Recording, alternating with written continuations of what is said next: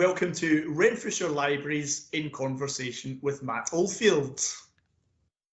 Hi Matt, how are you doing? We've reached extra time and we're going to focus on the research skills and writing of Matt's Football Heroes books. Let's kick off with the research process.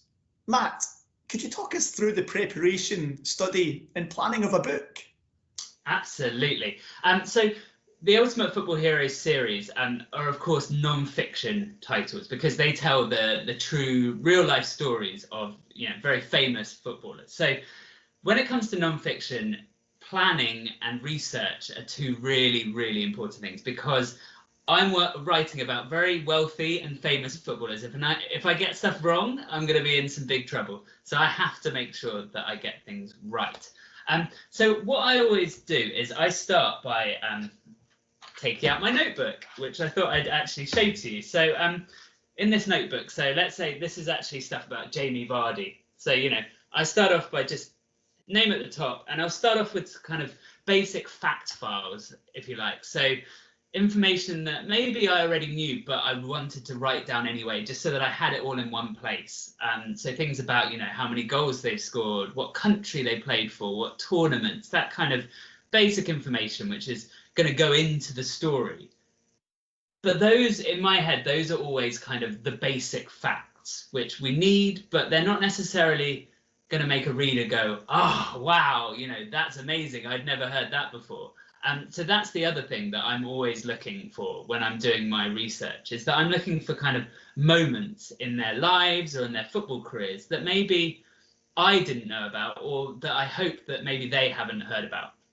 And so once I've got my player, so yeah, sorry, what I should have said is that my publisher actually are the people, so they are the ones that kind of decide which of these players that I write about based on kind of a bit of market research and that kind of thing. So they'll give me a name of the player. And so once I've got that name, then I go to my sources. And so I suppose there's about 4 or 5 really key places that I would go for information. So firstly would be books. So books are always my first stop. Just because I think the information is always really well written, really interesting, and just reliable as well, because that's one of the things we really need, is we want good information that we can trust. So yeah. Books I would always go to first, but obviously not all footballers will have written autobiographies, and not all footballers, especially the young ones, will have biographies written about them by other people. So for a lot of these players, especially the younger ones, like say, for example, Rashford or something like that, there is less information available in books. But for those, then I would go on to the next one, which would be looking in kind of newspapers and magazines, or, online versions of those things. And again, I suppose there's a kind of scale of reliable sources. So I would start with things like, the BBC website, or newspapers like The Guardian, or the Times, really good papers with really good sports content. And then maybe on the magazine front, I'd think about things like World Soccer 442, just really good magazines that are going to give me some good, sometimes it's articles, but also with those magazines, sometimes it's also interviews, which are really useful, because sometimes with interviews, they show a slightly different side. So rather than it being all about the football, maybe they get asked a question that's a bit more about their kind of personal life or their family, and kind of, and that stuff's really interesting. So yeah, I do that. And then probably one of the most fun parts of my job, I suppose, is that, I get to watch videos of football, and it kind of counts as work. So, in order to write about Marcus Rashford's greatest moments on the football pitch, it really does help to actually watch them and be able to describe them properly. So I do a lot of watching videos of games, but also interviews, and podcasts is one that has come that more and more is really useful. So I remember writing the Virgil van Dijk book. He did a really good interview with Guillaume Balaguer, the journalist, for the BBC Radio 5 Live podcast. And that really gave me a lot of different insight into him. So that was really useful. So those would probably be my kind of key sources. And so I would build up all of this information. And I suppose, yeah, as I was saying, the first step is about kind of the basic facts. So I'd be building up those, but all the time I'm looking for new and interesting stories that are going to help to really push this book forward. And as I'm doing all of that, I'm also in my mind and on paper, I'm kind of plotting it out, because with these books, I very much write them kind of chapter by chapter, and it's in chronological order, so I know the steps of the player's career. And so, as I'm reading all of this information and I'm getting these different stories, I'm thinking about, okay, so that was when he was, 6 years old, and then what happens when he goes to 10, and then what club does he move to when he's 16, and when does he make his debut?